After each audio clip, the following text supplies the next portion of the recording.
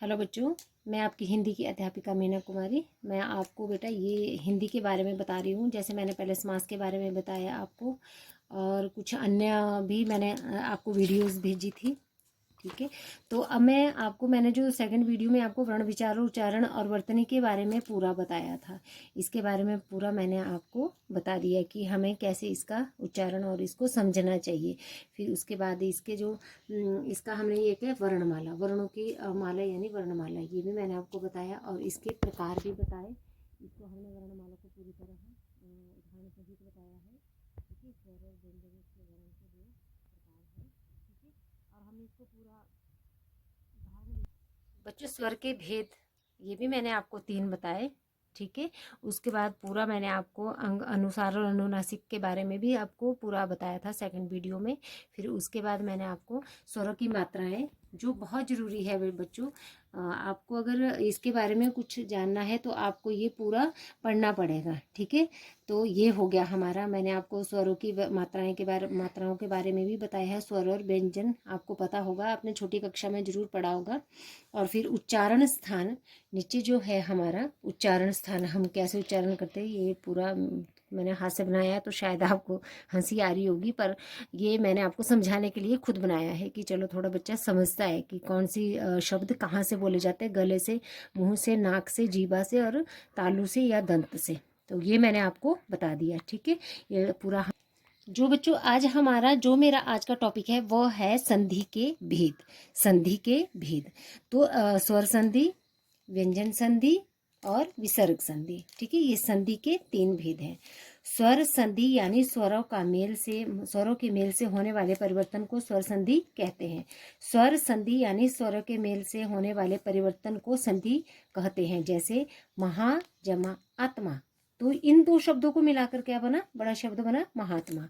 सु जमा उक्ति, सुक्ति। ठीक है, पहले उदाहरण में महा के आ तथा आत्मा के आ का मेल हुआ, जिससे महात्मा बना, तथा दूसरे उदाहरण में सु के उ तथा उक्ति के उ का मेल हुआ, जिसे सुक्ति बना। ठीक है, तो इसी तरह स्वर स के भेद। ठीक है, स्वर संधि के 5 भेद हैं। स्वर संधि के 5 भेद हैं, जो मैंने ऊपर आपको पहला संधि बताई, संधि के भेद बताया, वह क्या है, स्वर संधि। तो स्वर संधि के 5 भेद है: दीर्घ संधि, गुण संधि, वृद्धि संधि, यण संधि और अयादि संधि। ठीक है बच्चों, ये मैंने आपको बता दिया। स्वर संधि के इसमें जो सबसे बड़ा पहला भेद है वह है दीर्घ संधि। जब हर्षों तथा दीर्घ स्वर के बाद हर्षों या दीर्घ स्वर आए तो दोनों के मेल से दीर्घ स्वर हो जाता है, इसे दीर्घ संधि कहते हैं। जैसे अ प्लस अ इक्वल टू आ, समय प्लस अभाव, समयाभाव, क्रम जमा अनुसार, क्रमानुसार। अब फिर से है, अभी देखो या का आ रहा है, यहाँ पर य आ रहा था तो अ की आवाज आ रही है लास्ट में। ठीक है, समय अभाव, तो एक हमारे क्या है अ का आ रहा, तो अ प्लस अ। ठीक है, और ये जाकर क्या बना आ प्लस अ, विद्या जमा अर्थ, तो अर्थी, तो अ की आवाज और आ, विद्यार्थी। शिक्षा जमा अर्थी, शिक्षार्थी। अ प्लस आ इक्वल टू आ, गोल, गोल अ की वजह आकार, आ की अगोलाकार आ। शरण जमा आगत, शरणागत। आ प्लस आ इक्वल टू आ, वार्ता जमा आलाप, वार्तालाप। महा जमा आल्य, महाल्य। विद्या जमा आल्य, विद्यालय। नंबर 2 पे है हमारा ई प्लस ई इक्वल टू ई, रवि जमा इंद्र, रविंद्र। मुनि जमा इंद्र, मुनिंद्र। ई प्लस ई इक्वल टू ई, रजनी प्लस इंद्र, इंदु, रजनींदु। मही जमा इंद्र, महेंद्र। ई जमा इक इक्वल टू ई। ठीक है, कवि जमा ईश्वर, कलीश्वर। कपि जमा ईश, कपीश।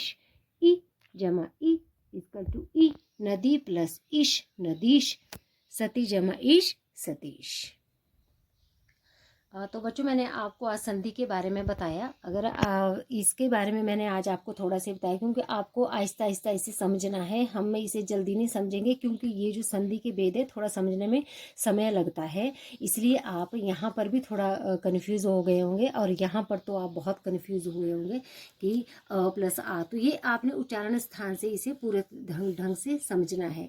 ये आपकी पूरे जीवन की पूंजी है। अगर आप समझ जाएंगे तो आपको आगे बिल्कुल भी किसी भी इसमें आपको दिक्कत नहीं आएगी, क्योंकि ये शब्द ये जो है ये टेस्ट में भी आगे पूरी उम्र चलते रहते हैं कि हमने कोई टेस्ट क्वालिफाई करना है तो हिंदी का बहुत उसमें महत्व है, तो ये ज़्यादा उसमें आता है, व्याकरण भाग ज़्यादा आता है। तो मैंने आज अभी इसको 2 ही पॉइंट्स बताए हैं जिसमें आपने ढंग से इसे समझना है। तो बच्चों अगर आपको मेरी वीडियो अच्छी लगी हो तो लाइक एंड सब्सक्राइब जरूर करें। ओके, थैंक यू बच्चों।